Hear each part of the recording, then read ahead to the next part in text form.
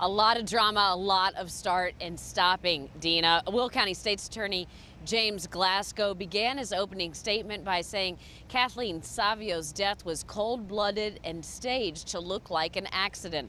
The prosecution maintains that Drew Peterson was angry and didn't want to share his $300,000 pension in the divorce.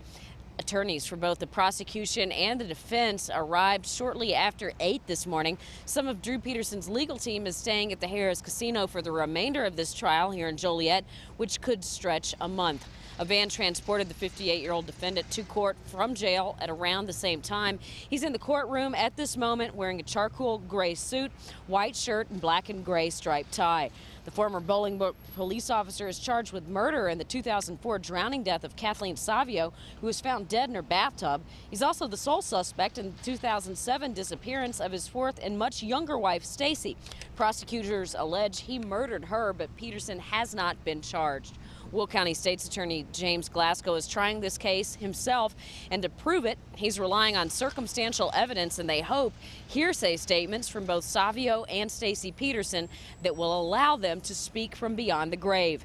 Defense Attorney Joel Brodsky has said he will argue that Savio's death was an accident and there is no physical evidence placing Peterson at the scene of her death.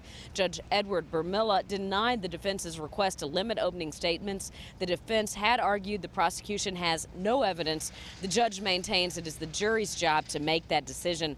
Defense attorney Steve Greenberg gave his take this morning on how the state will proceed. The way they always do a murder case, they'll present someone who was one of the last people or the last person to see her living.